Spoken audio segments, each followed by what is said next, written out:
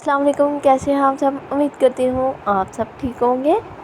Novel نیم نکاحی الفت، writer نیم سے نکاحت، قسط نمبر 12۔ آئی ہوپ یہ ناول آپ کو اچھا لگ رہا ہوگا، اینڈ پلیز سب سے پہلے آپ comment, like, subscribe and share لازمی کیجیے۔ ہاں، آرو کے دادو موقع کی نزاکت کو سمجھے بغیر آرو چہکی، جواباً رمشا اپنی جانب اٹھی، عاشر کی ترش نگاہوں پر بلائی لب دانتوں میں سختی سے دباتی آنکھیں میچ گئی۔ آپ ان دادوں کو کیسے جانتی ہیں؟ اپنے اندر کے ابال کو دباتا عاشر چہرے پر نرم تاثرات لیے گھٹنوں کے بال آرو کے مقابل جھکا۔ وہ ماما کے آفس میں ہوتے ہیں نا؟ آرو اس روز گئی تھی نا ماما کے آفس، تب آرو ان سے ملی تھی۔ فر چلتی آرو کی پتلی زبان کچھ یاد آنے پر تیز دانتوں کے زد میں آئی اور معذرت خواہ نگاہ رمشا کی طرف اٹھی۔ سوری ماما، یہ ہمارا سیکرٹ تھا نا؟ آرو نے ایکسائٹمنٹ میں سب آؤٹ کر دیا۔ جوش میں ہوش کھو دینے پر جہاں پشیمانی سے آرو کی ناقوش میں افسردگی کھلی، ہونٹ باہر کو لٹکے، وہیں اپنی بے خبری پر عاشر کے تناؤ زد عضلات مزید پتھرائے، ہونٹ سختی سے بھینچے، لیکن وہ اپنی قوت برداشت آزمانے پر بازید تھا۔ اچھا، یہ آرو اور ان کی ماما کا سیکرٹ تھا؟ یس۔ پھولے گالوں والا چہرہ ندامت سے بامشکل اثبات میں ہلا۔ تو اب تو یہ سیکرٹ آؤٹ ہو چکا ہے اور ماپا جیت گئے۔ چلو بتاؤ پھر اپنے دادو کے بارے میں۔ لفظ دادو کو جس ناگواریت سے عاشر نے دانتوں تلے پیسا تھا، رمشا کا خائف دل کچھ اور خائف ہو گیا۔ آرو کے دادو کے پاس بہت بڑا آفس ہے، ماما سے بھی بڑا آفس، آپ سے بھی بڑا۔ عاشر کے لجک پر وہ افسردگی بلائے واپس جوش میں آئی۔ اور پتہ ہے ماپا آرو کے دادو نے کیا کہا ہے؟ آنکھیں بڑی بڑی کر کے کشیدن اس پدی سی بچی نے سسپنس پھیلانا چاہا۔ عاشر نے بھی بھرپور اداکاری کرتے نفی میں سر ہلایا۔ دادو نے کہا ہے جب آرو بلی ہو جائے گی، ماما جتنی بلی، تب دادو آرو کو بھی اتنا بڑا آفس بنا دیں گے۔ خوشی سے اچھلتی ہوئی وہ چیخی تھی اور عاشر نے متاثر کن انداز میں سر ہلاتے، بڑے ضبط کا مظاہرہ کرتے آگے پوچھا، کیونکہ جس بختیور صدیقی نے ان بچوں کو گندا خون گند کی ڈیر کہا تھا، ان کا ذکر اس لگاوٹ سے آرو کے منہ سے سننا اس کے لیے ننگے پاؤں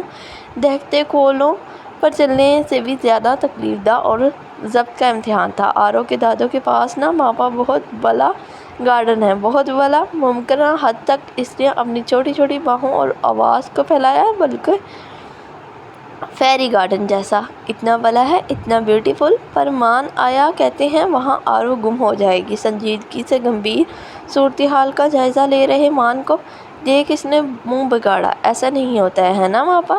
آرو اسمارٹ بچی ہے، آرو نہیں گم ہوگی نا؟ وہ مان کی شکایت لگاتی اب عاشر کی تائید چاہ رہی تھی۔ اور ہمیشہ کی طرح عاشر بس سر ہلاتا مان کی طرف متوجہ ہوا، جو آرو کے برعکس سنجیدہ تھا۔ کسی قسم کی خوشی یا اشتیاق اس کے اندر میں انداز میں ڈھونڈنے سے بھی ناپید تھا۔ تم بھی گئے تھے گارڈن اور آفس؟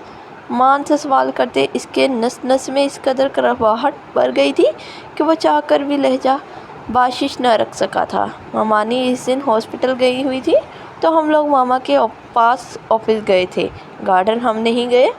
وہ آرو اور میں نے بس فون میں دیکھا ہے۔ چونکہ آرو کے مقابل مان زیادہ سمجھدار تھا، اپنی سمجھدار کے مطابق صورتحال کی سنجیدگی بھانپ کر اسی تناظر میں اس نے بڑا مناسب جواب دیا تھا، جس سے کہیں نہ کہیں عاشر کی ڈھرس بندھی اور دونوں کی نگاہ بلا ارادہ ایک دوسرے کی جانب اٹھی۔ جہاں عاشر کی نگاہوں میں بلا کی کاٹ اور بے اعتباری تھی، وہیں رمشا کی نگاہوں میں وضاحت کا ایک موقع دینے کی گزارش تھی، جو عاشر کسی طور دینے کا روادار نہیں تھا۔ عاشر انسسٹ، کچھ بھی خود اخذ کرنے سے پہلے میری بات سن لے۔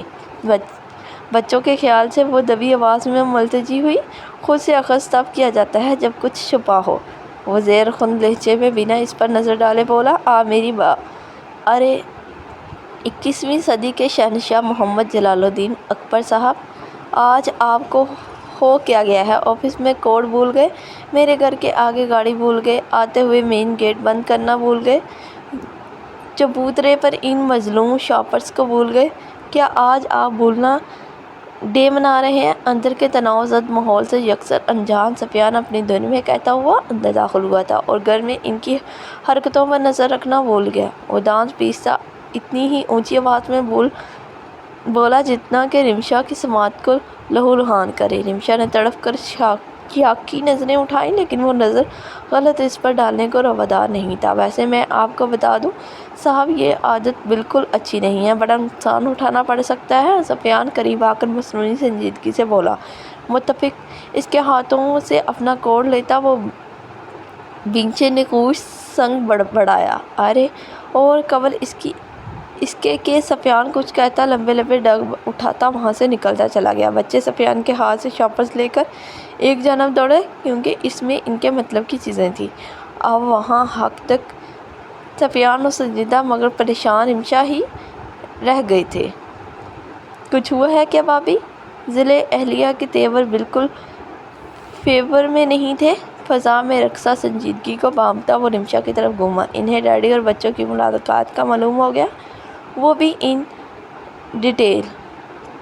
طویل سانس خارج کرتے وہ دب سے وہیں صوفے پر گر سی گئی۔ اوہ! سفیان کے شوق تاثرات سنجیدہ ہوئے۔ پھر جوالا مکھی نے خوب شعلے اگلے ہوں گے؟ توقف سے سفیان کی تشویش زدہ مگر پر یقین آواز ابھری۔ نہیں ہیں؟ سفیان کو جھٹکا لگا۔ جی یہی تو مسئلہ ہے، وہ میری ایک سننے کے لیے تیار ہی نہیں ہے۔ اور اسے سن کر ماں سے تصدیق نامہ لے لیا، بس مجھے سیکنڈ کلاس سٹیزن کی طرح اگنور کر دیا۔ وہ گبیدہ ہو رہی تھی۔ چند منٹ پہلے وہ اتنے اچھے موڈ میں تھا، اس کے ساتھ اتنے اچھے سے پیش آ رہا تھا، اور اگلے ہی منٹ سارا منظر بدل گیا۔ کھٹی میٹھی چھیڑ چھاڑ سے پرکیف فضا اچانک ہی حبس و گھٹن سے بھر گئی۔ انکہے جذبات کی دھیمی لہروں نے اشتعال انگیز سونامی کی شکل اختیار کر لیا۔ ساتوں کی سازش نے سہانے منظر کو سرد جنگ کی صورت میں ڈال دیا۔ نہ جانے کیوں ان کے خوشگوار لمحوں کی مدت بے حد مختصر ٹھہری تھی۔ کچھ ساعت پہلے تک خوبصورت مہکتے جذبات سے آباد دل اب ازاں حد ملول اور مزمحل تھا۔ کم ان۔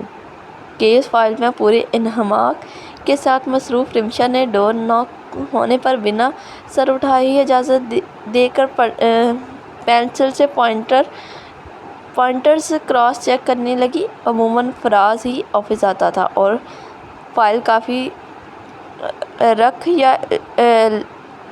رکھ جاتا تھا۔ ہائے! حلوت سے پرخوشگوار آواز سماعت سے ٹکراتے ہی اپنے کام میں منہمک رمشا کی انگلی میں متحرک پینسل سخت ناگواریت کے ساتھ سے تھمی۔ یہ شخص اگر دنیا کا آخری شخص ہوتا تب بھی وہ اس وقت اس کی شکل نہیں دیکھنا چاہتی تھی۔ حسب عادت نچلا لب دانتوں میں دبا کر تنفر دباتی وہ بنا توجہ دیے اپنے کام میں لگی رہی۔ اسفندیار چلتا ہوا آ کر عین اس کے مقابل رکھی کرسی پر بے تکلفی سے نشستہ ہوا۔ چند ساعت خاموشی کی نظر ہوئے، پھر اس کی آواز گونجی۔ واہ! تیاری تو بڑی تگڑی چل رہی ہے، وہ بھی ایک ایسے شخص کے فیور میں جس کی غیر ذمہ داری کی وجہ سے تم نے اپنی زندگی کا عزیز ترین رشتہ کھو دیا۔ بہت مہربان ہو یار تم۔ By God! تمہاری اپنے پروفیشن کو لے کر اسی ڈیڈیکیشن کا میں ڈائی ہارڈ فین ہوں۔ وہ بے حد متاثر کن انداز میں بولا۔ تو اب کی ازاحد ناپسندیدگی کے باوجود رمشا کو سپاٹ نظریں اٹھانی پڑی۔ آئی نو اس کیس میں ہم رائولز ہیں، لیکن یہاں تو ہم دوست ہیں نا یار۔ اور ایکسکیوز می، اس کا شہد ٹپکتا بیان رمشا تیزی سے کاٹتی ماتھے پر بل لیے اپنی جگہ سیدھی ہوئی۔ دوست تم اور میرے جوکس اچھے کریک کر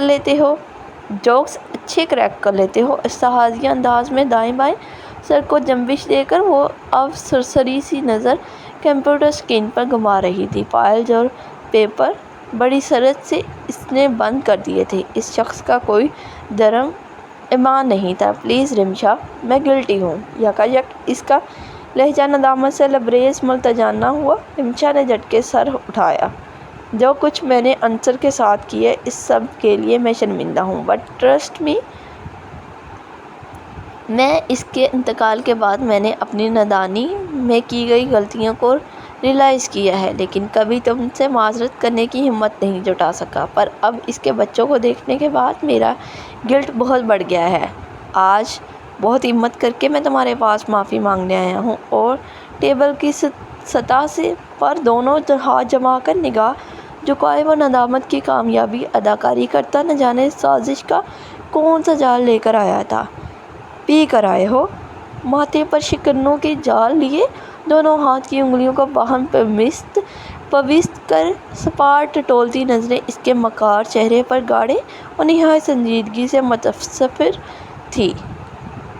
دس از ناٹ فیئر رمشا، اگر کوئی شرمندہ ہے تو اسے معاف کیا جاتا ہے یا مہلت دی جاتی ہے، مذاق نہیں اڑایا جاتا اس کا۔ وہ مذہبانہ انداز میں شاکی ہوا تو رمشا کے متفنر سوچوں کی آمہ جگہ دماغ میں کچھ اور تنفر کے شعلہ بھڑکے، سازش کی بدبو پھیلی۔ اسکرپٹ اچھی ہے، ڈائیلاگ رائٹنگ پر بھی خاصی توجہ دی گئی ہے، لیکن تمہارے ڈرامہ کے لیے میرے پاس فی الحال بالکل بھی فضول وقت نہیں ہے۔ صفا چٹ جواب دے کر وہ واپس مانیٹر کی طرف متوجہ ہوئی۔ یہ ڈرامہ نہیں ہے، میں actually stop just stop this nonsense. اس کی سوتری والے احتجاج پر باوجود ضبط کے رمشا کا دماغ بری طرح گھما تھا۔ وہ غصے میں ٹیبل ہاتھ مارتی پھر بفر کر کھڑی ہوئی۔ میں جانتا ہوں تم ایسے ہی ریئیکٹ کرو گی، اس لیے میں نے کبھی کوشش نہیں کی۔ وہ بنا ہار مانے افسردگی سے کہتا مایوس کن تاثرات لیے برابر کھڑا ہوا۔ I said get the crap Asfandyar and don't forget تم اسفندیار ہو، اور میں رمشا بختیار صدیقی جو تمہارے رمز سے واقف ہے۔ So don't even you dear مجھے مینیپولیٹ کرنے کا تو سوچنا بھی مت۔ انگلی اٹھا کر وہ وارن کرتے انداز میں بولی، لہجہ آگ آگ ہو رہا تھا۔ رمشا یہ سب کہنے کے لیے میں نے بہت ہمت جٹائی ہے، پلیز۔ وہ ٹٹائی میں لسانی ہنوز کردار میں تھا۔ اسفندیار انف۔ مارے تیش کے اس کی آواز بلند ہوئی۔ تم بھول گئے ہو شاید، لیکن میری یادداشت سلامت ہے۔ اسفندیار ہو تم، جو نہ اپنے باپ کا نہ میرے باپ کا، جو صرف اپنے آپ کا ہے۔ اگر واقعی کچھ بہت امپورٹنٹ کام ہے تمہیں یہاں لے کر آیا تو بھگو، ورنہ دروازہ کھلا ہے، دفع ہو جاؤ۔ دونوں مٹھیوں کو سختی سے بھینچتے وہ بڑے ضبط سے بولی تو اس کا سرخ چہرے دیکھتے اسفندیار سر چکا گیا اور رمشا تیز تیز سانس بھرتی اپنا غصہ کنٹرول کرنے کی کوشش کرنے لگی۔ بلا شبہ اسفندیار ایک کامیاب اداکار تھا جو ناکامیاب ہو کر اب بھی کردار میں تھا، اور اگر اس کی مکاریوں سے واقف نہیں ہوتی تو ضرور قائل ہو جاتی۔ میں تمہیں بتانے آیا تھا، فرسٹ ہیئرنگ کی ڈیٹ آ گئی ہے، جلد کمرہ عدالت میں ہم روبرو ہوں گے، سو آل دی بیسٹ۔ ایک طویل سانس خارج کر کے وہ نرمی سے کسی مخلص روادار دوست کی طرح مسکرایا۔ رمشا کوئی رسپانس دیے بغیر آنکھوں میں دفع ہو جاؤ کی وارننگ لیے سپاٹ تاثرات سنگ کھڑی رہی۔ وہ واپسی کے لیے بوجھل قدمیں مڑ گیا۔ ویسے ایک سوال پوچھوں، اگر تم مائنڈ نہ کرو تو؟ 2 قدم لے کر اجازت طلب انداز میں وہ واپس اس کا حسابی تناور بڑھانے بڑھا۔ تمہاری موجودگی تک میں مائنڈ کر رہی ہوں، کیا تمہیں اندازہ نہیں ہے؟ سینے پر ہاتھ باندھتی وہ بنا لگی پٹی کے پھنکاری۔ اوکے، بٹ کہنا چاہوں گا تم سچ میں بہت مہربان ہو، ورنہ اس زمانہ میں کون ایسی بہن ہوتی ہے جو اپنے بھائی کے بچوں کے لیے اپنی ریپوٹیشن داؤ پر لگا دے؟ اور مداح سرائی کر رہا تھا رمشا کے ماتھے کے بل مزید گہرے ہوئے۔ آج اسے یہ شخص سمجھ نہیں آ رہا تھا، مطلب ایک عام سا مڈل کلاس آدمی جس کی زندگی سٹرگل سے شروع ہو کر سٹرگل پر ختم ہوتی ہے، یا معمولی سی سیلری کے لیے پرائیویٹ جاب کرتا ہے جس کا کوئی بھروسہ نہیں، صبح ہے شام نہیں۔ اور دوسری طرف تمہاری high profile life style, uncle کا جو ہے سب تمہارا تو ہے، اس کے علاوہ تم خود بھی اتنی سکسیس ہو اپنے فیلڈ میں، پھر بھی ان بچوں کے لیے تم اتنا ایڈجسٹ کر رہی ہو۔ ریئلی اپریشیٹ کیے جانے کے بعد کے قابل ہے تمہاری قربانیاں۔ وہ ذہت متاثر کن تاثرات لیے کہتا باضابطہ ہاتھ اٹھا کر تالی بجاتا۔ حقیقتاً رمشا کو پاگل لگا تھا۔ بہت شکریہ، تم نے میری قربانیوں پر ریسرچ کیا اور انہیں محسوس کیا، اپریشیٹ کیا۔ اب تشریف کا ٹوکرا لے کر جاؤ۔ اس کے دماغ کی رگیں پھٹ رہی تھی۔ اس سے مزید الجھنے سے بہتر تھا کہ دفع کرے اسے۔ یا تو اس مکار کی یہ بہت بڑی کوئی سازش ہے یا پھر ہیرنگ کی ڈیٹ نے اس کا دماغ کھسکا دیا ہے۔ اس کے نکلتے ہی وہ دب سے اپنی چہر پر گری تھی۔ اسفندیار کا یہ عاجزی اور انکساری سے لبریز ندم و پشیمان روپ حقیقتاً نمشا کے لیے ناقابل برداشت تھا۔ مطلب مکاری و خباثت میں لسانی اسفندیار صاحب شرمندہ تھے۔ اس سے بڑا مزاحمت خیز اور کیا ہوگا؟ وہ سر جھٹکتی واپس فائل پر جھک گئی۔ اس واقعے کو کئی دن گزر چکے تھے۔ عاشور اور اس کے بیچ سرد جنگ پوری کشادگی سے جاری تھی۔ بچوں کے سامنے توہہ و کرہ ہی سہی وہ چند ایک سوال کا 2-3 لفظی جواب بڑی مشکل سے نارمل انداز میں دیتا تھا، ورنہ تو نگاہ غلط ڈالنا گوارا نہ کرتا۔ نمشا بارہا وضاحت دینے کی کوشش کر چکی تھی، لیکن عاشور کچھ سننے کو روادار نہیں تھا۔ سو تھک کر وہ کوشش ترک کر چکی تھی، اور پھر ہیرنگ ڈیٹ مل جانے پر وہ خود بخود کیس میں مصروف ہو گئی۔ ہمیشہ کی طرح اس قدر وہ کیس فائل میں گم ہو چکی تھی کہ ارد گرد تو کیا وقت کے گزرنے کا ہوش تک اسے نہیں تھا۔ ٹیبل پر منتشر پیپرز پر اس کی نگاہیں گھوم رہی تھیں اور پینسل نوٹ پیڈ پر پوری مہارت اور رفتار سے مہور رقص تھی۔ جب دروازہ آہستگی سے ناک ہوا، مصروف سے انداز میں کم ان کہتے اس کی توجہ کا مرکز ہنوز فائل تھی۔ میم، کیا آپ بھی ابھی مزید ٹھہریں گی آفس میں؟ کیا مطلب؟ بنا فائل سے نظر ہٹائے ہی اس کا 2 لفظی جواب گونجا۔ وہ میم 6:30 ہو رہے ہیں، اگر آپ کو کوئی کام نہیں تو میں جاؤں؟ مطلب آپ مزید ٹھہریں گی یہاں؟ وہ مؤدب سا تفصیلاً جواب بولا۔ وٹ 6:30؟ وہ جھٹکے سے اپنی جگہ کھڑی ہوئی۔ جی۔ او مائی گاڈ! فراز کے جی پر اس نے گلاس وال سے باہر دیکھا، جہاں شام کا سنہرا آنچل کافی حد تک گہرا ہو کر ہر شے کو سابق راوی سے اپنے لپیٹ میں لیے جا رہا تھا۔ بڑبڑا کر دکھتی گردن کو سہلاتی فائل بند کر کے وہ جلدی چیزیں سمیٹنے لگی۔ میم، کوئی کام؟ نہیں، کوئی کام نہیں ہے، تم جاؤ۔ اور بہت شکریہ سانس دلانے کے لیے۔ Mention note. فراز چلا گیا، لیکن دونوں خرگوش ضرور مینشن کریں گے۔ اسکرین میں اپنی ناقدری پر رو رہے فون پر کئی مسڈ کال دیکھ وہ زیر لب بڑبڑائی۔ کیس کی وجہ سے وہ بچوں پر توجہ نہیں دے پا رہی تھی۔ شہزاد آج لیٹ ہو گئی تھی، دونوں نے لازمی اس کا کورٹ مارشل کرنا تھا، خاص کر آرو جو 3 دن سے بختیور صدیقی سے بات کرنے کے لیے پریشان ہو رہی تھی۔ نمشا کے پاس وقت ہی نہیں ہوتا تھا۔ صبح عاشور کے ساتھ نکلتی تھی، شام عاشور کے ساتھ ہی گھر پہنچتی تھی، اور آج اس کا جلد آنے کا وعدہ تھا جو وہ بری طرح توڑ چکی تھی۔ معاف کر دینا جانو۔ فائلز بیگ میں ڈال کر کی اور گوگلز اٹھاتی وہ دروازے کی طرف دوڑنے کے انداز میں پڑی تھی۔ ارے آپا بھائی، آپ لوگ کب آئے؟ بتایا ہی نہیں۔ ہاتھ میں معافی تلافی کے لیے شاپرز اور لبوں پر ڈیر و ملال وضاحت کے لیے اجرت میں اندر داخل ہوئی۔ نمشا لاؤنج میں آپا ارشد بھائی لوگوں کو دیکھ خوشگوار حیرت میں گری۔ اپنی جلد بازی میں وہ ان لوگوں کے تاثرات بالکل بھی نوٹس نہیں کر پائی تھی۔ آپ کہاں سب کو کچھ بتاتی ہیں؟ لہجے میں زیر حلال سی کاٹ لیے سرد سے عاشور آپا سے گلے ملنے آگے بڑھی۔ نمشا کی راہ میں مسل دیوار حائل ہوا۔ میں اب پہلے آپا سے مل لوں، پھر آپ عدالت کھول لیجیے گا۔ وہ لب مینچ کر صلاح جو انداز میں بولی۔ نہیں۔ وہ بلا توقف قطعیت سے تردید کرتا مزید تن کر کھڑا ہو گیا۔ لہجہ اور انداز ایسا جارحانہ تھا کہ نمشا نے مزید ایک قدم آگے لینے کی کوشش بھی کی تو وہ دھکا دینے سے بھی دریغ نہیں کرے گا۔ نمشا دنگ سی رہ گئی۔ دیکھیں آپ، مزید کی چاہت نہیں ہے؟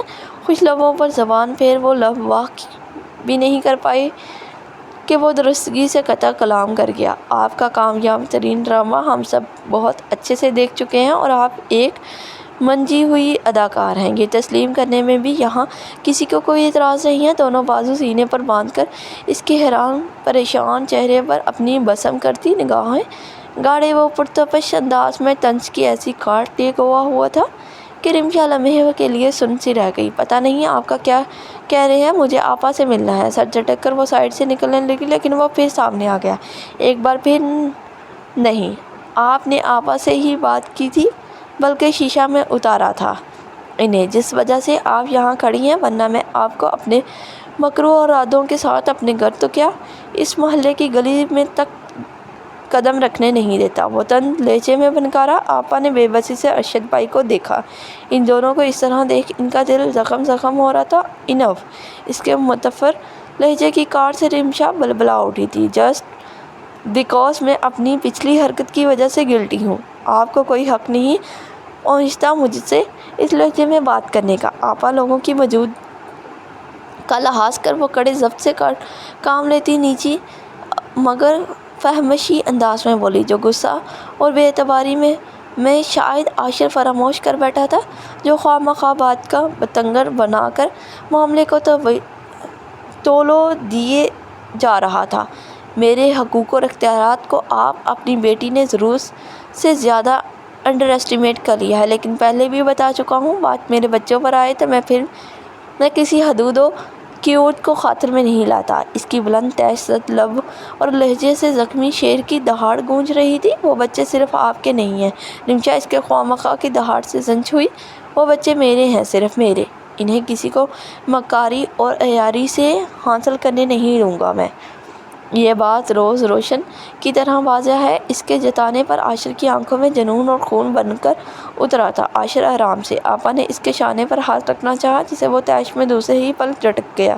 آج آپ بیچ میں نہیں بولیں گی آپا۔ اس نے پلٹ کر بضبط انگلی اٹھا کر آپا کو وارن کیا تھا، یہ جانتے ہوئے بھی کہ یہ بختیور صدیقی کی بیٹی ہے، ایک ایسے انا پرست گھمنڈی بے حس شخص کی بیٹی جس نے ساری زندگی اپنے حلقہ میں سر اٹھا کر جینے والے میرے ابا کو اپنی انا کی تسکین کے لیے ذلیل و رسوا کر گھر میں بند ہو کر گھٹ گھٹ کر مرنے پر مجبور کر دیے۔ اس نے محض اپنی خودی کی سرخوری کے لیے میری بہن کی آخری سانسوں میں اپنے نفرت کا زہر گھول دیا۔ حد تو یہ کہ اس کم ظرف انسان نے اپنے ہی بیٹے کی اولاد کو گندا خون کچڑے کا ڈھیر نہ جانے کیا کیا کہا، فقط اس لیے کہ وہ میری بہن کی بطن سے پیدا ہوئے ہیں۔ پھر بھی آپ کی بات اور اپنی تربیت کا پاس رکھتے میں نے انہیں عزت دی، یہ فراموش کر دیا کہ انہوں نے مجھ سے شادی کس طرح دھوکے اور فریب کا گھٹیا جال بن کر کیا۔ انہیں اپنے گھر میں جگہ دی، اپنے بچوں کے قریب آنے دیا، اپنے دل میں بپھرے ہوئے شیر کی مانند دہاڑتا یکا یک وہ رکا اور خون آشام چہرہ گھما کر ایک ترچھی نفرت امیز نظر رمشا پر ڈال کر یوں تنفر سے سر جھٹک گیا جیسی کوئی کراہیت امیز شے پر نظر پڑ گئی ہو۔ اس کی دہاڑ سپار تاثرات سنگل تحمل سے سن رہی رمشا اس کی اس حرکت سے اندر تک کٹ کر رہ گئی، لیکن چہرے سے کچھ عیاں نہ ہونے دیا۔ عاشر شانت ہو جاؤ، ہاتھ جوڑ دی میں تمہارے آگے۔ آپا نے روتے ہوئے باقاعدہ اس کے ہاتھ جوڑ دیے تھے، جسے وہ بے بسی سے اپنے دونوں ہاتھوں میں تھام کیا۔ میں غلط نہیں تھا آپا، دیکھ لیا نا اپنے اندھا اعتبار کا نتیجہ، اس لیے کہتا تھا میں ان جیسے مطلب پرست سفاک لوگوں اعتبار تو کیا ہماری نفرت کے لائق بھی نہیں ہوتے۔ لیکن آپ نہیں مانی۔ وہ نفرت کے انتہا کو چھوتا ہوا زہر اگل رہا تھا اور اس کا لفظ رمشا کے دل میں انی کی طرح گڑ کر اس کا دل چھلنی کر رہا تھا، لیکن باہر سے وہ بالکل شانت پگھلے ہوئے سیسا کی مانند لفظ سماعت میں اتارتی تیزاب سے تیز لہجے سے روح پر پڑتے چھالے کو اعزاز کی طرح سجا رہی تھی۔ یہ خوبصورت پتھروں سے بنے محلوں میں رہنے والے خود غرض لوگ خود بھی پتھر ہوتے ہیں آپا۔ جذبات اور احساسات، رشتے ان کے لیے کچھ نہیں ہوتے، ان کے لیے ان کی میں سب کچھ ہوتی ہے۔ جتنا خوبصورت اور کشادہ ان کا محل ہوتا ہے، اتنی ہی بدصورت اور تنگ ان کے دل، ان کی نیت، ان کی فطرت ہوتی ہے۔ ان اونچے محلوں میں رہنے والے لوگوں کی ذہانت کتنی پست ہوتی ہے، میں واقف تھا، تبھی خلاف تھا، لیکن آپ نہیں مانی۔ ان جیسے لوگ کسی کے نہیں ہوتے آپا، اپنے آپ کے بھی نہیں تھا اعتبار۔ اس کو میری مخلصی پر کھو دیا اس نے مجھے سماتے۔ آپ کی صوت بہت اونچی ہے۔ اس کے تھادہ الفاظ گہری کھائی سے گونجے تھے، جس میں نہ احتجاج تھا، نہ اعتراض، نہ طنز، نہ طعنہ، نہ شکوہ تھا، نہ ملال۔ Just shut up. اپنی اصلیت دکھا کر بھی اس کے مظلوم بننے پر عاشر پوری قوت سے دہاڑا، جس سے سوائے رمشا کے آپس میں در و دیوار بھی پوری شدت سے کانپ اٹھے۔ آپا बुरी तरह सिसकती हुई अरशद भाई के शाने से लगी। इनका जहन माफ हो रहा था। उन्होंने क्या सोच कर किया और क्या हो गया, इन्हें कुछ समझ नहीं आ रहा था। अब क्या करें? मुझे इन्हें 1 हफ्ता कबल साथ रफ्ता रफ्ता करीब आता देख कर दिल ही दिल नज़र उतार कर मुतमईन होकर गई थी। आज वही दोनों मुकाबल थे। एक तरफ आतिफ शफशा का रूप दहारे सख्त बदसन बद दिल गबीदा तने अजलात गैज़ो गज़ब गलाल आंखें लिए पूरी दुनिया तबाह कर देने का जुनून लिए आशिर था। दूसरी तरफ ज़ब्ते कमाल से काम ले रही रिमशा, जिसके ज़ब्त से सुर्ख आंखों में गुम गुस्सा की गहरी परछाइयाँ थी, लेकिन लब न जाने मसलत के किस दागे से सिले हुए थे, जैसे कसम खा लिए हों। अपनी दफ़ा ना करने की दुनिया का दफ़ा करती थी वो, लेकिन अपनी दफ़ा के लिए वो लब वाह करने की रवादारी नहीं थी। क्यों? इसकी गहरी खामोशी से अब भी इन्हें यकीन नहीं आ रहा था कि इसने इन्हें धोखा दिया है, लेकिन सबूत ऐसा था कि झुटलाया नहीं जा सकता था।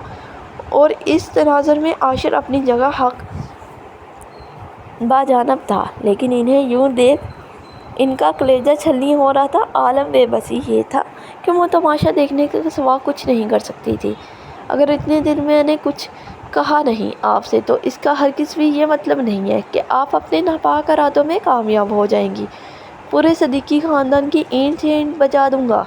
किसी गलत फहमी में मत रहिएगा। इतना ज़ोर है आशिर हसन के बाजू में कि अयाल लोगों की एआरियों का तोड़ कर सके। वो बफड़े हुए दरिया की तरह ज़रा ज़रा को अपनी दश्त से विश ज़दा कर रहा था। पर रिमशा लब बामहर बस इसकी आंखों में अपने लिए नफ़रत की इंतहा को देख रही थी। तेरे खलूस से इनकार तो नहीं, लेकिन मैं क्या करूं? मेरा एतबार टूट गया अपनी साजिशों के जाल में। अब अगर आपने मेरे अजीज़ों को फंसाने की ज़रूरत की, बाखुदा पछताने की मोहलत तक नहीं दूंगा मैं आपको। अब तक आपने मेरी कुव्वत बर्दाश्त देखा है, अब आप मेरी कुव्वत अरादी देखें। झटके से इसके पहलू में जूर रहा हाथ अपनी गर्म शोले से दहकती हथेली में जारहाना अंदाज में जकड़कर इस पर कुछ रखता, इसमें बेदर्दी से झटका कर गर्दबार की तरह हर शय को अपनी ठोकर पर रखता वो निकलता चला गया। मैं हकीकतों की तस्बीह बचपन से पढ़ती रही हूँ, मुझे खुद से भी नहीं, मुझे तुमसे क्या तवक्का। पिछले वो कुशकुल उठाए बड़ी उम्मीद से आई इस नामुराद साहिल की तरह खड़ी थी, जिसे बड़ी सफाकत से दुत्कार दिया जाता है, बल्कि इस लम्हे वो खुद को इस साहिल से भी कई गुना ज़्यादा कम माहिया बेहिमायत तस्वर कर रही थी। हथेली पर 2 खाकी लिफाफा पड़े थे, जिस पर इसकी सपाट नज़रों का तनफर ज़दा इर्तिकाज़ ठहरा हुआ था। खाली अज़हानी के आलम में दिक्कत से अपने वजूद की बिखरी कुव्वतों को यकजा कर इसने बारी बारी दोनों लिफाफों को खोल कर देखा था। फिर इस तरह दोनों लिफाफों को बंद कर एक तवील सांस फजा की सुपुर्द करती, वो बेजान कदमों को सख्ती से ज़मीन पर जमाती बुरी तरह अरशद भाई के शाने से लगी। बैन कर रही आपा के मुकाबल गिरने के अंदाज में घुटनों के बल बैठी। तुमने ऐसा क्यों किया रिमशा? दुख और तकलीफ से सुरख चेहरा उठाकर उन्होंने शाकी लहजे में पूछा। जवाबन वो इनके दोनों हाथ थाम कर अपनी पेशानी से बड़े अकीदतमंदाना अंदाज में लगा गई। मैं कोई वजाहत, कोई सफाई, किस किस्म की दलील या सबूत पेश नहीं करूँगी आपा, क्योंकि ये मुल्ज़िम से मुजरम के सफ़र के मराहिल हैं। मुल्ज़िम जिसके सुनवाई होती है, जिसको सुना जाता है, और मैं मुजरम साबित हो चुकी हूँ। अब ये सब यानी है, इसलिए अभी बस इतना कहूँगी, आप अरशद भाई के साथ कर जाएं, और बस इतनी तसल्ली रखें कि मैं आपके भाई की ज़िंदगी में अंधेरे की वजह नहीं बनूंगी। मैं अपनी ज़िंदगी के बहुत अजीज़ तरीन रिश्ता अंसर भाई की कसम खाती हूँ। आपके भाई के मुताबिक मैं बेतबार, बेहिस, मकार, अयार, मतलबी, खुद कर्ज वगैरह वगैरह ही सही, लेकिन अपने मरे हुए भाई की झूठी कसम नहीं खाऊंगी। इनके हाथ का नरमी से बोसा लेकर वो दोनों लिफाफे को मुट्ठी में जकड़ती खड़ी हुई और शिकस्ता कदमा एक जना बढ़ा गई। मैंने जिस शाख को फूलों से सजाया था, मेरे सीने में इस शाख का कांटा उतरा। खाली पड़े हैं आज मेरे हाथ, देख लो, कोई नहीं है आज मेरे साथ, देख लो। मैं जिनको दस्तयाब रहा कल वो जहाँ से, वो जाते जाते कह गए औकात, देख लो।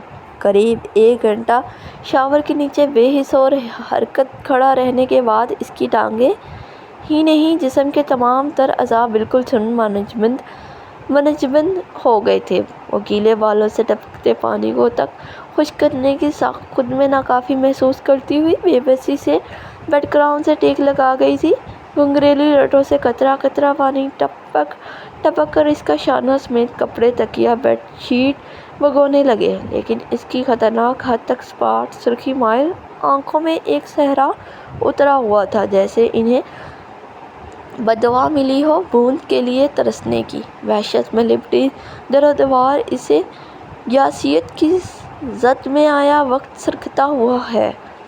آواز گھٹنوں کا سفر طے کر گیا۔ وہ خالی ذہن اور ویرانگی کی عامہ جگہ دل کے ساتھ ایسی پوزیشن میں بیٹھی رہی، پھر بے جان ہاتھ میں حرکت ہوئی اور سرہانے پڑا وہ لفافہ ناگوار آواز کے ساتھ ایک بار پھر اس کی نگاہوں کے سامنے آیا۔ دل میں کرب کی ایک لہر اٹھی، خشک لب سے بے آواز سزکاری خارج ہوئی اور کورے ذہن کے پردے پر ایک منظر نے کروٹ لیا۔ ڈیڈ پلیز خدا را سمجھنے کی کوشش کریں، میں نے عاشر حسن سے اس لیے شادی نہیں کی کہ میں اس سے ان بچوں کو چھین سکوں۔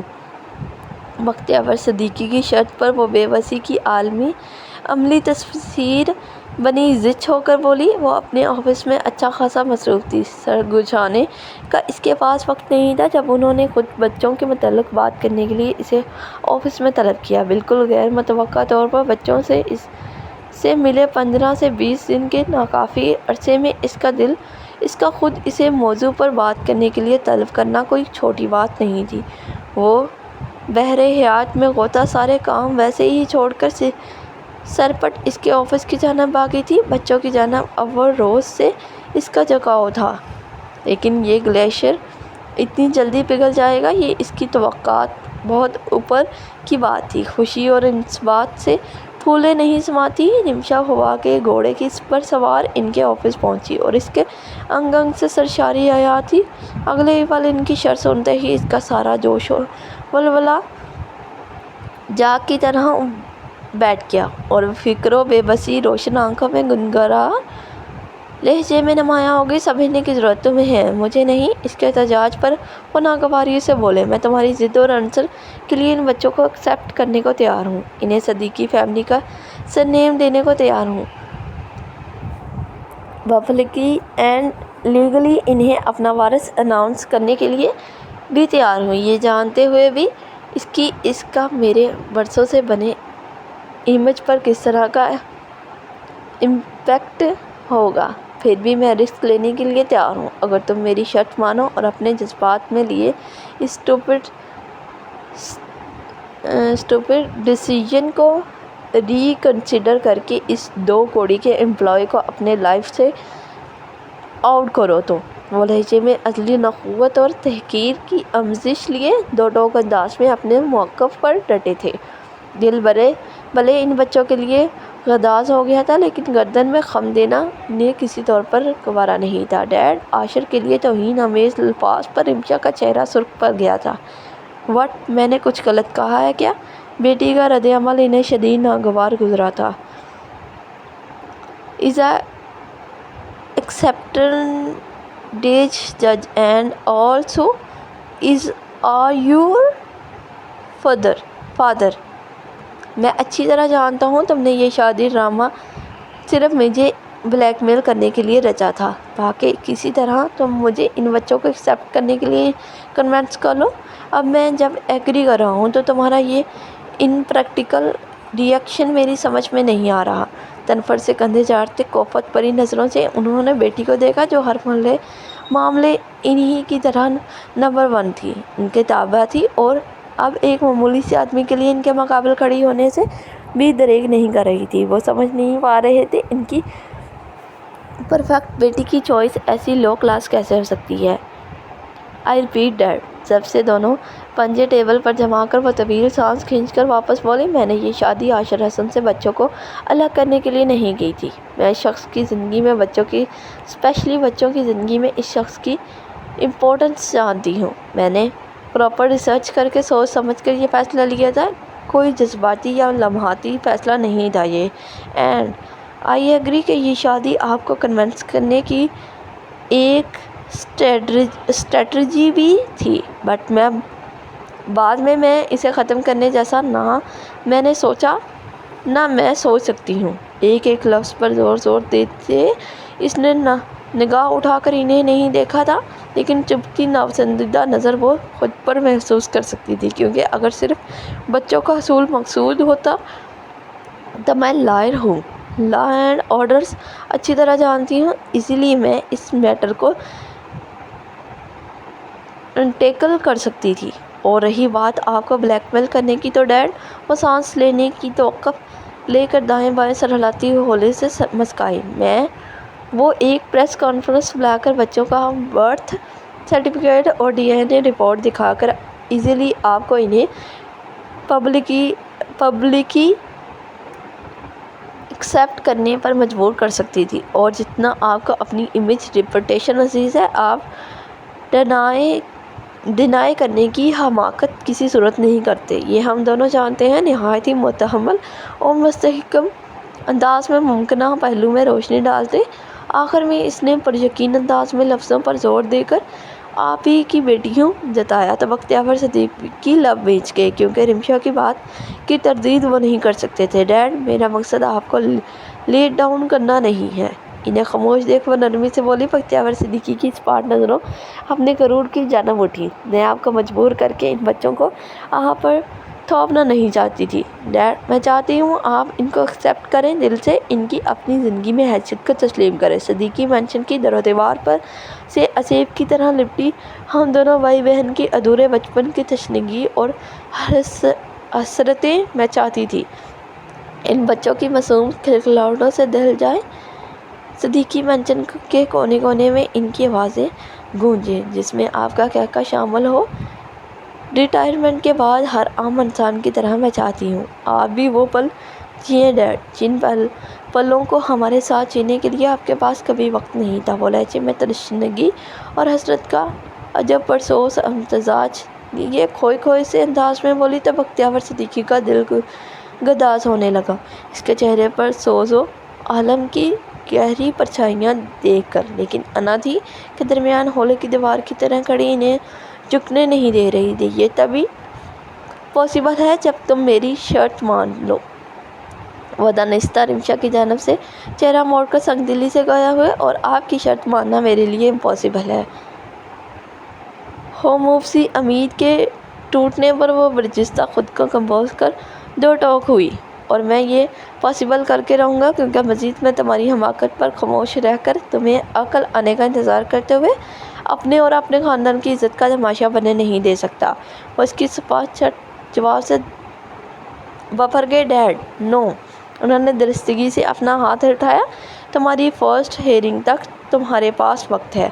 اپنا مائنڈ سیٹ کر لو. اس کے بعد میں ایک پریس کانفرنس بلاؤں گا اور اس میں یہ کلیئر کر دوں گا کہ انصر کی موت کوئی حادثہ نہیں بلکہ میرے دشمنوں کی سازش تھی. اس لیے اب تک سیکیورٹی ریزن کو دھیان میں رکھتے ہوئے ہم نے بچوں کو چھپا کر رکھا.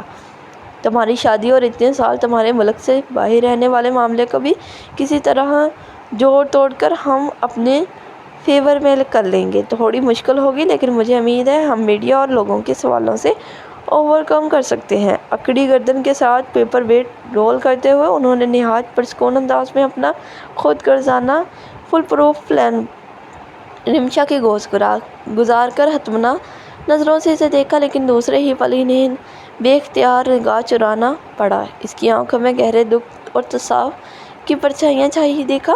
اور وہ شخص ڈیڈ جس نے اپنے منہ کا نوالا ان بچوں کے منہ میں ڈالا، جس نے اپنے کیریئر پر ان بچوں کی عمدہ پرورش کو ترجیح دیا، جس نے اپنے خوابوں کو ان بچوں کی چھوٹی چھوٹی خوشیوں پر نچھاور کر دیا، جس نے اپنے خون جگر سے شب و روز کی گردش بلا کر ان بچوں کو سینے سے لگا کر سینچا، وہ کہاں ہے آپ کے فل پروف پلان میں ڈیڈ؟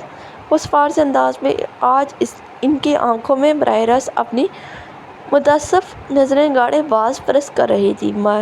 مخمل پر ڈاڑھ کا پوند نہیں سجتا. اسپاٹ انداز میں بولے مکمل میں اور ڈاٹ کا فیصلہ دولت نہیں دل کرتا ہے ڈیڈ۔ بھائی کے بعد بھابھی کے ساتھ جو آپ کا رویہ تھا، اسے کیا غرض تھی بچوں کے لیے اپنی زندگی برباد کرنے کی؟ ٹال دیتا، اور وہ بھی انہیں کسی یتیم خانے میں۔ جتنی بدنامی اس کی ہوئی تھی، اس کی جگہ کوئی اور ہوتا تو قطعاً آپ کے خون کی پرورش کرنے کا ظرف نہیں دکھاتا، لیکن آج بھی وہ لوگوں کی باتیں سنتا ہے اور بچوں کو اپنے سینے میں چھپاتا ہے۔ وہ باقاعدہ جرح پر اتر آئی تھی۔ ہاں تو ٹھیک ہے، ہم اس کا کیریئر بنا دیں گے۔ ویسے بھی وہ ینگ ہے، ابھی کسی سے بھی شادی کر سکتا ہے، اور عورت چاہے جس بھی کلاس کی ہو، اتنا ظرف نہیں رکھتی کہ کسی اور کے بچے کو ایکسیپٹ کرے۔ سو یہ سب اس کے فیور میں ہے اگر وہ پریکٹیکل ہو کر سوچے تو۔ اور رہی بات اس کے سیکریفائسز کی، تو بختیور صدیقی کسی کا احسان نہیں رکھتا، اپنے سے کم حیثیت لوگوں کا تو بالکل بھی نہیں۔ اسے اتنی دولت سے نواز دیا جائے گا کہ اس کے ساتھ نسلیں نہ کھا پائیں۔ وہ ذیم ہستی میں چور پستیوں میں اترتے ہوئے ہمیشہ کی طرح خود غرضیوں کی حدود سے تجاوز کر گئی۔ Please dad. وہ کراہیت آمیز تاثرات لیے ٹیبل پر ہاتھ مار کر کھڑی ہوئی۔ اسے حقیقتاً اس لمحے اپنے باپ کی سوچ پر افسوس نہیں، شرمندہ ہو رہی تھی۔ آپ رشتے، جذبات، احساسات کو نہیں مانتے، آپ کے اندر یہ سب ناپید ہیں۔ یہی ایک بیٹی ہونے کے ناطے میرے لیے بہت تکلیف دہ ہے، اس لیے ہاتھ جوڑ رہی ہوں آپ کے لیے۔ اپنے اثر و شوق، دولت، شہرت، نام، رتبہ سے ان انمول چیزوں کی بولی لگا کر خود کو بے ظرف اور پست ذہن ثابت کر کے ایک بیٹی کو اپنی ولدیت پر شرمندہ مت کریں۔ اس نے باقاعدہ اس کے عاجزانہ انداز میں ہاتھ جوڑ دیے تھے۔ رمشا، وہ دہاڑتے ہوئے کھڑے ہوئے تھے، تنفر اور مشتعل سے ان کا پروقار چہرہ انگارے کی مانند دہک رہا تھا۔ آنکھوں میں غیظ و غضب کی لالی در آئی تھی، لیکن رمشا کو اس نے ذرا خوف محسوس نہیں ہوا۔ سوری ڈیڈ، لیکن آپ ایک ایسے دولت مند غریب ہیں ڈیڈ، جو عاشر حسن جیسے رشتوں کے امیر کے مقابل نظر تک نہیں آتا۔ سو آئی ریکویسٹ ڈیڈ، ایک بار انہیں خریدنے کی کوشش کر کے آپ اس غیور شخص کی غیرت پر نشتر زانی کر چکے ہیں۔ دوبارہ دوہرا کر خود کو مزید چھوٹا مت کیجیے گا، کیونکہ ایک غیرت مند کی غیرت خریدنا آپ کی اوقات سے باہر ہے۔ وہ شدید دکھ و کبیدگی سے کہتی وہاں سے نکلتی چلی گئی تھی۔ عاشر کے لیے ان کے الفاظ اور لہجے میں پناہ تحقیر نے اس کی دل بڑا گہرا دکھا دیا تھا۔ وہ بختیور صدیقی کو بچوں کے قریب ہوتا دیکھ مسرور تھی۔ دوسری طرف عاشر حسن کے لیے ان کی نفرت نے اس کے نس نس میں زہر بھر دیا، لیکن اسے یقین تھا ایک دن وہ بچوں کی طرح عاشر حسن کو بھی پوری عزت اور اہتمام سے تسلیم کر لیں گے۔ اب ہاتھ میں موجودہ کسٹڈی کیس کا یہ نوٹس اس کے اپنے سنگدل باپ نے پر موجود مہموم سے یقین پر پڑا۔ وہ تمانچہ تھا جس کی گونج تاحیات اس کی سماعت کو چھلنی کرنے والی تھی۔ اس کے ڈیڈ نے اپنی انا اور خود غرضی میں انہیں پہلے کبھی حدود اور قیود کو خاطر میں لایا تھا، نہ لائیں گے۔ فیصلہ ہو چکا تھا، اور دوسرا لفافہ، اس کی نگاہ دوسرے لفافے پر گئی اور پورے جسم میں چونٹیاں سی دوڑنے لگی۔ اس نے نفرت سے اس لفافے کو اٹھا کر سائڈ دراز میں پھینکا اور درد سے پھٹتے سر کو تھامے بیڈ سے سر ٹکا گئی۔ مزید کچھ وقت خاموشی کے نظر ہوا باہر سے بچوں کی آوازیں بلند ہونے لگی۔ ان کے معصوم آواز ماتم میں پڑتے ہی اس کا دل انہیں اپنے اندر بیچ کر تپتے صحرا کی مانند جلتی روح کو راحت اور سکون پہنچانے کو مچل گیا تھا، لیکن ان کے ہمراہ اور بدگماں بھی تھا، جس کے سینے میں اس لمحے متاع حیات کو کھونے کا دکھ شعلے کی طرح بھڑک رہا تھا، جو بدگمانی اور بے اعتباری کی اس انتہا پر کھڑا تھا کہ رمشا کا نام بھی شاید اس کے ضبط کی تنابیں توڑ دیتا۔ بچوں کی موجودگی میں وہ ایسا کچھ نہیں چاہتی تھی جس ذہنی اذیت کا اس لمحے وہ شکار ہوگا۔ مزید اپنا چہرہ دکھا کر اس کرب اور اذیت کو وہ دو چند نہیں کرنا چاہتی تھی۔ اپنی تکلیف میں اس کے متعلق سوچتی وہ اس لمحے ظالم مسلط کی بیڑیوں میں اپنے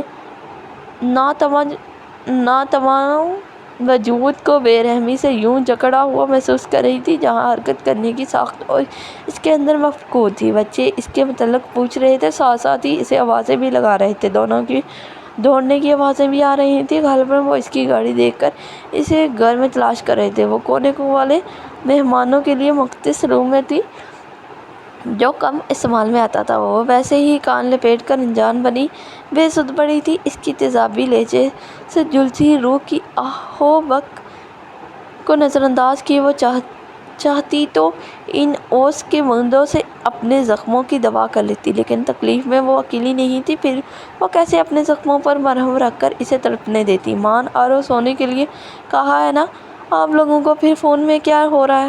وہ واش روم سے نکلا تو دونوں کو فون میں سردے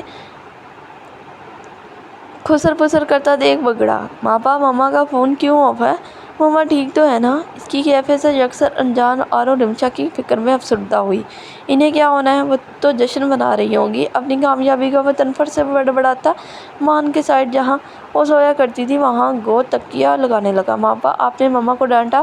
اس کے سخت تیور دیکھ ماں نے استفہامیہ انداز میں آنکھیں سکیڑے تو عاشر کا تکیہ رکھتا ہاتھ لحاظے پر کے لیے ہوا میں معلق رہ گیا۔ پاپا، آپ ماما سے غصہ ہو؟ مان کے دیکھا دیکھے آرو بھی غصہ اور مجھے کیا غرض ہے آپ کی عزیز جان ماما کو ڈانٹنے یا غصہ ہونے کی؟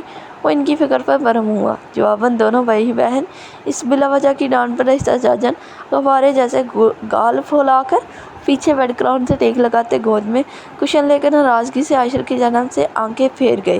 یہ ان کی خاموش احتجاج کا مشترکہ انداز تھا۔ سخت افسردہ اور ذہنی ہیجان کا شکار ہونے کے باوجود عاشر ہمہ وقت ایک دوسرے کے خلاف محض کھڑا رہنے والے پدیوں کے اتحادی احتجاج پر بے ساختہ یسیت سے مسکرا دیا۔ یہ بچے اس کی زندگی تھے، رگوں میں بہتے خون کی مانند جینے کے لیے لازم و ملزم آکسیجن۔ اس کی ہنسی، ان کی باتیں، ان کی معصوم چہرہ، ان کی شرارتیں، ان کے تکرار اس کی زندگی کی ضامن تھے۔ اس کے ہر درد، ہر غم، ہر تکلیف کی یہ دونوں دوا تھے۔ ان کا احساس اس کے لیے زندگی کا احساس تھا۔ وہ آرو کی جانب بھی احتیاطی باندھ کر نائٹ بلب آن کر کے آ کر درمیان میں اپنی جگہ آیا۔ دونوں پر کمفرٹر درست کر کے کشیدن اپنی جگہ دراز ہوتے گلا کھنکارا، جس پر دونوں ہوں کرتے ذرا اور آگے کھسک گئے۔ مطلب آپ کی مجال، آپ ہمیں منائے بغیر دراز ہو گئے؟ سو جاؤ میرے خرگوشوں، چمگادڑ کی نسل سے نہیں ہوں۔ عاشر نے زبردستی دونوں کو کھینچ کر بازو میں سمیٹا۔ جواباً دونوں ناراضگی کا علم بلند کیے مچلنے لگے۔ اچھا بھائی، اچھا، میری سوری، میرے باپ کی سوری، میرے اگلی پچھلی 7 نسلوں کی توبہ جو آئندہ میں تم لوگوں کی شان میں گستاخی کر جاؤں۔ دونوں کی مستقل مزاحمت پر عاشر کو زنچ ہو کر سرنڈر کرنا پڑا۔ معذرت نامہ ملتے ہی دونوں کا احتجاج بالفور ترک ہوا۔ شرم نہیں آتی دونوں کو یوں؟ مجھ سے معافی منگواتے ہوئے عاشر نے دونوں چلاک خرگوشوں کو گورا جو اب اچھی طرح اس کے گرد اپنے چھوٹے چھوٹے بازو پھیلا چکے تھے۔ آپ نے ہمیں ڈانٹا تھا؟ ماں نے نربھٹے پن سے ناقابل معافی جرم یاد کروایا۔ اور بتایا بھی نہیں؟ ماما کہاں ہیں؟ آرو صاحبہ نے بھی سر اٹھا کر ناک چڑھاتے ایک اور سنگین جرم اس کے کھاتے میں ڈالا۔ وہ کام کے سلسلے میں شاید کہیں گئی ہیں، آ جائیں گی۔ وہ باوجود بد دل ہونے کے بچوں کو اس سے متفق نہ کر سکا۔ اوہ، مجھے لگا ماما ہمیں چھوڑ کر چلی گئی۔ مان کی آواز میں بشاشیت لوٹی۔ اور تمہیں ایسا کیوں لگا؟ احتیاط سے آرو کے بال پونے سے آزاد کرتے عاشر نے اس کے پرسکون سانس خارج کرنے پر چونک کر پوچھا۔ آپ اپسیٹ ہو نا، اس لیے؟ مان جھٹ بولا۔ عاشر کے حرکت کرتے ہاتھ ہمیں میرے اپسیٹ ہونے سے آپ کی ماما کا کیا تعلق؟ وہ نہ جانے کیوں کریدنے لگا تھا۔ میرے فرینڈ شامی کے پاپا بھی اپسیٹ تھے، انہوں نے اس کی ماما کو ڈانٹ دیا۔ اس کی ماما اسے چھوڑ کر چلی گئی۔ کل وہ گندے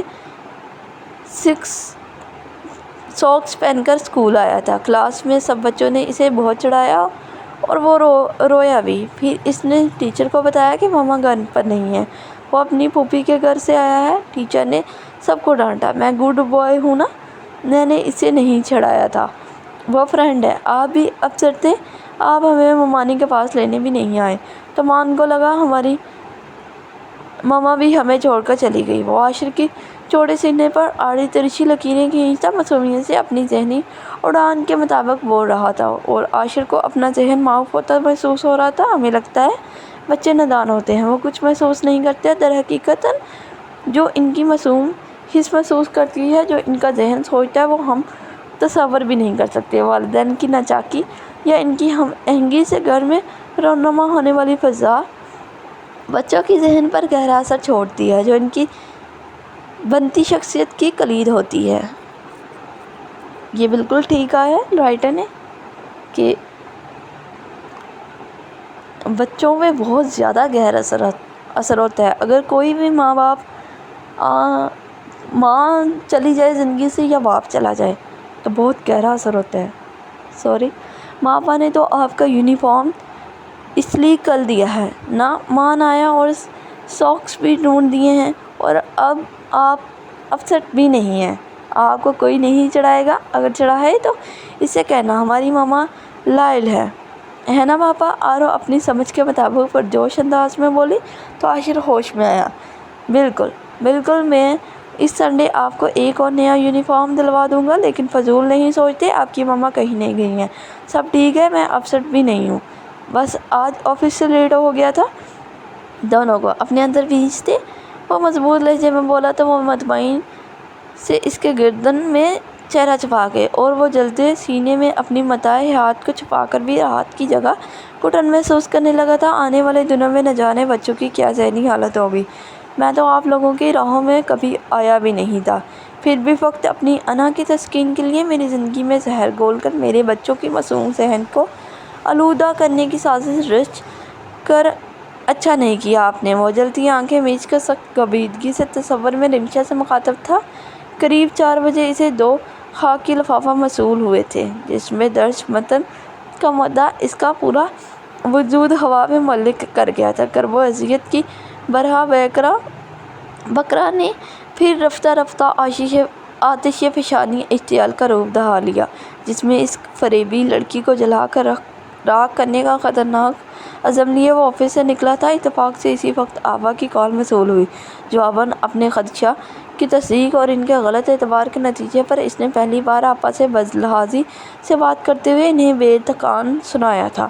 پھر اس کے خطرناک عزائم جان کر آپا نے بڑی منت سماجت کر کے اسے سیدھا گھر جانے کے لیے منایا تھا، اور کچھ دیر میں آپا بھی ارشد بھائی کے ہمراہ مجرم بنی چلی آئیں۔ وہ لمحہ بہ لمحہ اشتعال کی آگ میں جلتا رہا، اور وہ محترمہ اس کی پوری دنیا الٹ کر اطمینان سے گھر میں داخل ہوئی۔ پھر اس نے بھی لحاظ نہ کیا تھا اپنے اندر ابلتے نفرت کے لہو کو یوں پوری شدت سے اس کے اوپر اونڈالنے میں، اور پوری امید تھی جواباً وہ بھی ڈٹھائی کا مظاہرہ کرتے ہوئے دو بدو اپنی کمینگی دکھائے گی، لیکن اس کی خاموشی نے مزید اسے اشتعال کر دیا تھا۔ مطلب محترمہ اپنا پردہ فاش ہو جانے پر بھی پارسائی کا نقاب اتارنے کی روادار نہیں تھی، اور اب جب چڑھکتے صاف کو یکجا کر وہ واپس آیا تو اس کی گاڑی ہنوز اسی جگہ پارک دیکھ واپس آنکھوں میں خون اترا، لیکن گھر میں وہ موجود نہیں تھی۔ بچے ڈھونڈ ڈھونڈ کر پریشان ہو گئے تھے۔ اس سے بھی سوالات کیے جواب میں اس نے ضبط نفی میں سر ہلا کر فقط لا علمی کا اظہار کیا۔ اس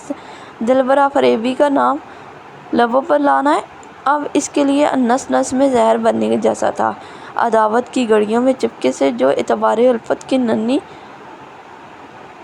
کونالپیوں ابھی پوری طرح پھوٹی بھی نہیں تھی، اس کے دھوکے کے کاروبار نے سب جلا کر رکھ دیا تھا۔ وہ جو سانسوں میں ابھی پوری طرح مہکی بھی نہیں تھی، اپنی اصلیت دکھا کر رگوں پہ زہر بھر گئی تھی۔ وہ خود سے بھی نالا تھا، شرط اعتبار سے منکر ہو کر نردستان میں آخر کیوں وہ اس فریبی صحرا کی سحر میں گرفت ہو کر اسے اپنے اعتبار کو تار تار کرنے کے موقع دے بیٹھا۔ آخر اگر اپنے کیریئر کو کوئی کیس نہ رہانے کا نایاب اعزاز اپنے نام رکھنے والی ایڈوکیٹ رمشا بختیار صدیقی کو لگتا ہے کہ مجھے کرب و اذیت کے جہنم میں دھکیل کر وہ جیت گئی، تو یہ اس کی سب سے بڑی ہار ہے۔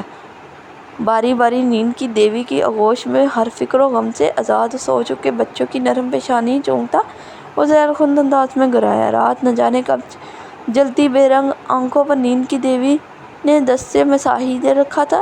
گہری نیند نے سب تھکا مانند دماغ پسمرد دل کافی حد تک بہتر محسوس کر رہا تھا۔ وہ کسل مندی سے اٹھ کر خود کو گھسیٹتی ہوئی آئینے کے مقابل آ کھڑی ہوئی۔ ڈھیلی سی شرٹ اور ٹراؤزر میں اس کا یوستا میں ڈوبا سراپا جھول رہا تھا، بکھرے بال سوز و ملال سے گلال آنکھیں، پھپھڑی زد باہم فوس لب، کملایا ہوا بے تاثر چہرہ جہاں کا نہ غم کا نشاں تھا نہ غصے کا بالکل سپاٹ تھا، نگاہ اٹھا کر آئینے میں اپنا سراپا دیکھتے ہوئے وہ آج پہلی بار اپنے ضبط کمال کی قائل ہوئی تھی۔ اسے فخر محسوس ہوا تھا اپنی قوت برداشت پر، جو اس بدگمان کے سنگ برستے لہجے سے ریزہ ریزہ ہو کر بھی بظاہر تنی کھڑی اس کے زہر حلال سے لفظوں کی کاٹ سے نس نس میں زہر بھر کر بھی لبوں سے آہ خارج نہ ہونے دی، اس کی نفرت کی انتہا کو دیکھ کر بھی خشک آنکھوں کو سیراب نہ ہونے دیا۔ پرسوں کورٹ میں ہیئرنگ تھی، وہ تیار ہو کر باہر آئی۔ گھر کا ہر گوشہ صبح کے ملکجے سے اندھیرے میں ڈوبا ہوا تھا۔ نگاہ اس کے خوابگاہ کے مقفل دروازے کی طرف اٹھی، جو شاید اب ہمیشہ کے لیے اس کے لیے بند ہو چکا تھا۔ دل سے ہوک سی اٹھی، اندر ایک مکمل منظر ماحول کی خوبصورتی سے بڑھا رہا ہوگا۔ ایک عاشر حسن کو نیند آئی ہوگی۔ دماغ نے بڑا مشکل اور تکلیف دہ سوال کیا تھا۔ اس تکلیف کی شدت پر نچلا لب دانتوں میں دبا کر مڑی اور وہاں سے نکلتی چلی گئی۔ گاڑی گھر سے نکالتے ہوئے فراز کو بختیور صدیقی کے متعلق معلوم کرنے کے لیے رابطہ کیا تو معلوم ہوا وہ رات ہی کسی آفیشیل کام کی وجہ سے شہر سے باہر گئی ہیں۔ آفس پہنچے تک 8 بج چکے تھے، مگر پوری بلڈنگ ہنوز گہرے سناٹے ڈوبی ہوئی تھی۔ بالکل اس کے وجود کی طرح ویران راہداری خاموش در و دیوار سے گزرتی ہوئی وہ وحشت میں ڈوبی آفس میں آ کر اپنی چیئر پر ڈھہ سی گئی۔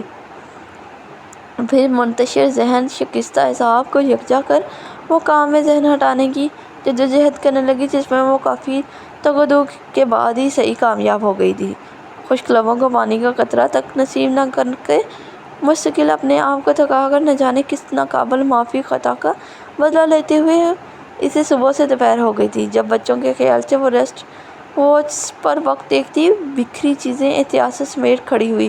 رات اس کا فون بیٹری ڈاؤن ہونے کی وجہ سے خود ہی آف ہو گیا تھا، لیکن قابل اس کے کہ بچوں کے معصوم سوچوں میں شگاف پڑے، اسے انہیں اعتماد میں لینا تھا۔ اس لیے وہ بیکری سے دونوں کی پسندیدہ چیزیں لے کر میلے مان کے اسکول گئی، اور توقع کے مطابق مان کو سمجھانے میں اسے زیادہ تگ و دو کرنی نہیں پڑی تھی۔ وہ چند ایک سمجھدارانہ سوالوں کے بعد سمجھ گیا تھا، البتہ آرو نے اسے ناک و چنے چبوا دیے تھے، اسے مطمئن کرنے میں کہ اور کل ایمرجنسی میں شہر سے باہر گئی تھی، آج پھر جانا ہے۔ اسے خاصی دقت پیش آئی تھی، کیونکہ ایک تو وہ تھی بڑی ڈرامہ کوئین، دوسرا اس کے ہر سوال میں 4 الگ نہایت پیچیدہ سوالیہ نشان ہوتے تھے۔ عام بچے کیا، کیوں، کیسے پوچھتے ہیں آرو صاحبہ کے سوال میں، اگر یہ ایسا ہوا تو ایسا کیوں نہیں ہوا، اگر یہ اس طرح تھا تو اس طرح ہو سکتا ہے، جیسے جملوں کی بغتات سے ٹھیک ٹھاک ذہنی کسرت ہو جاتی تھی۔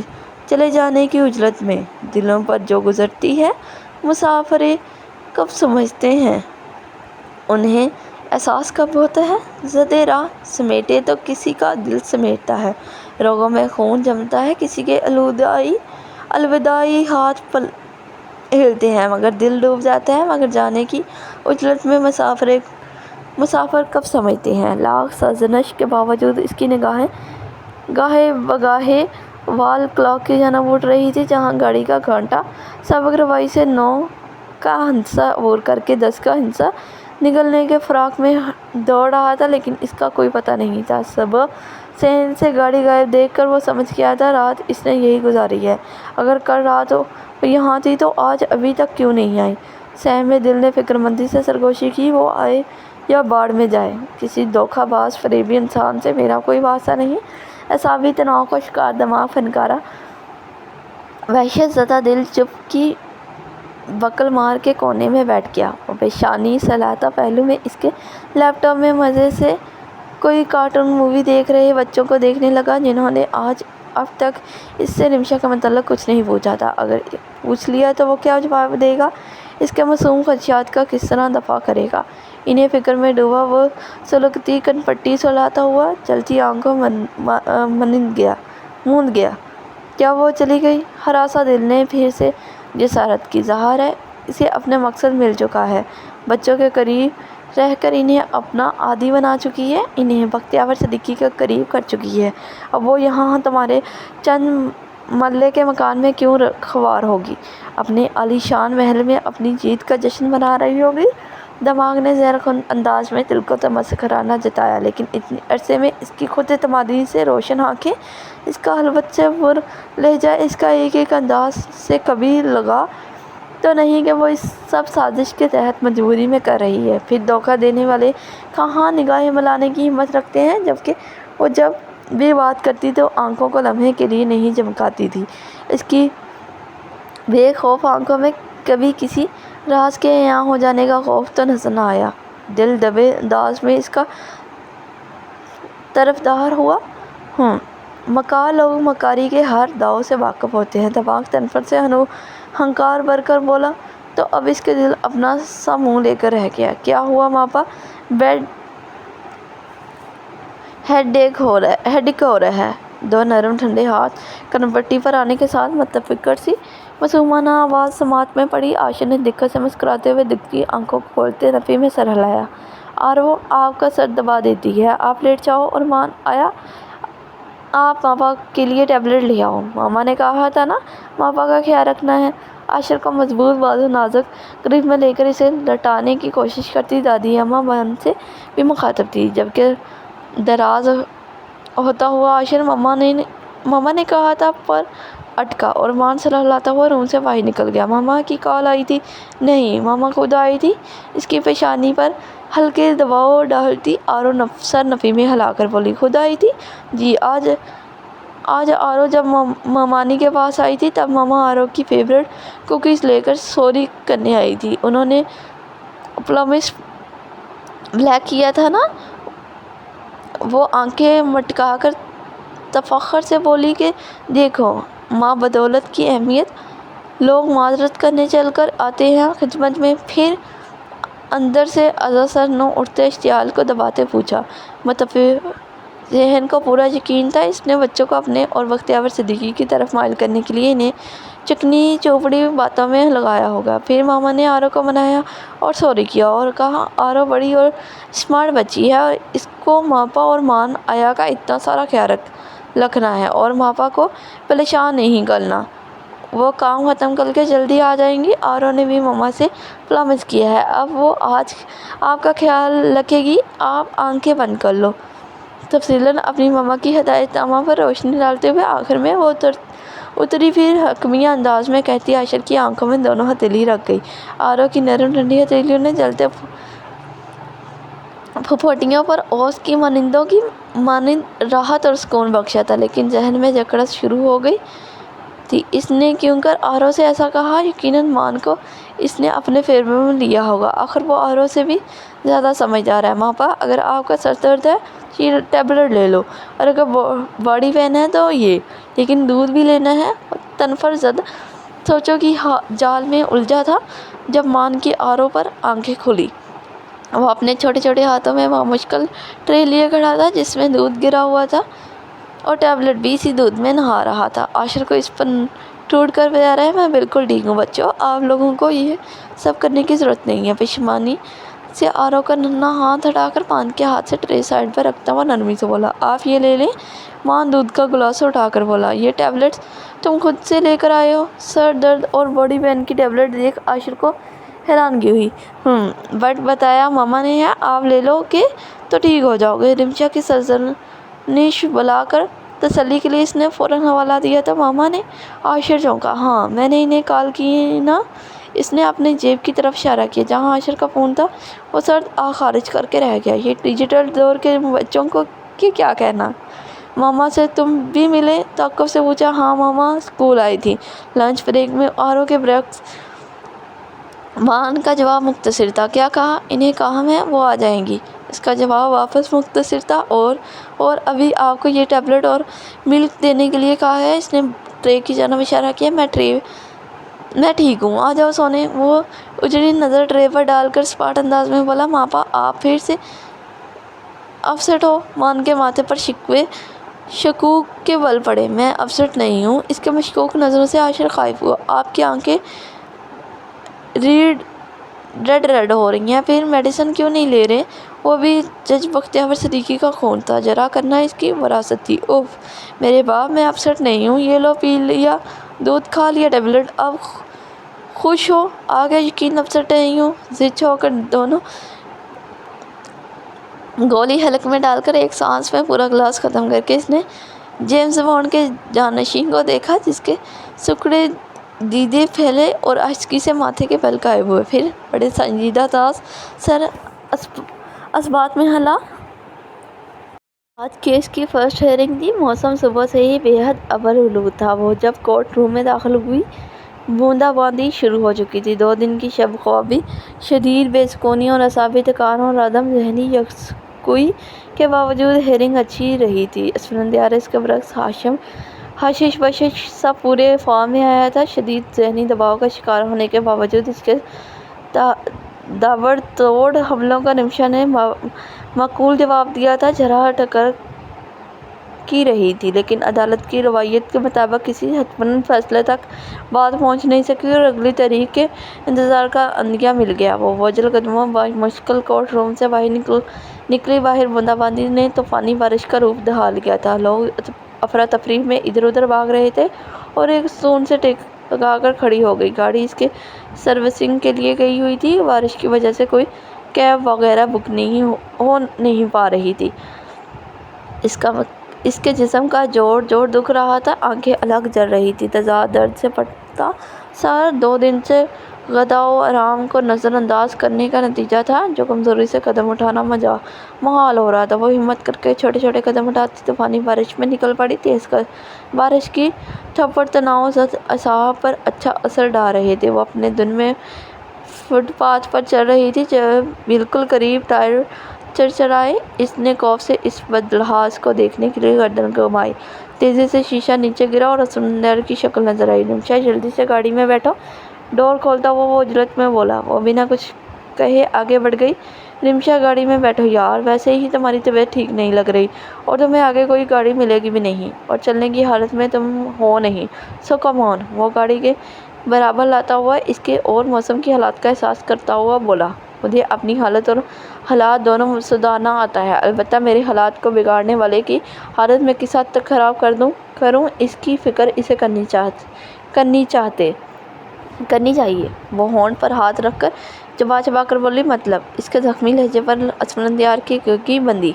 مطلب سمجھانے کا وقت نکل چکا ہے۔ وہ ہاتھ ہٹا کر واپس آگے بڑھ گئی۔ اسفندیار حلق میں گلڈ ابھار کر مدعو ہوا۔ نمشا تم واقعی ابھی چلنے کی پوزیشن میں نہیں ہو، آ جاؤ اندر۔ تمہارے ساتھ کچھ ہو گیا تو میں انکل کو کیا جواب دوں گا؟ وہ ڈٹائی سے پھر اس کے برابر ہے۔ زخمی انسان ایک صحت مند انسان سے کئی گنا زیادہ خطرناک ہوتا ہے اسفندیار، اور خطرہ اس وقت اور بڑھ جاتا ہے جب اس کے ہر زخم کی وجہ بنا وجود اس کے سامنے آئے۔ روڈ خالی ہے، اپنے اختیار میں جتنا ہے بھاگ جاؤ۔ سنگین انداز میں خالی روڈ کی طرف اشارہ کرتی بولی تو اسفندیار کی ہمت نہیں ہوئی۔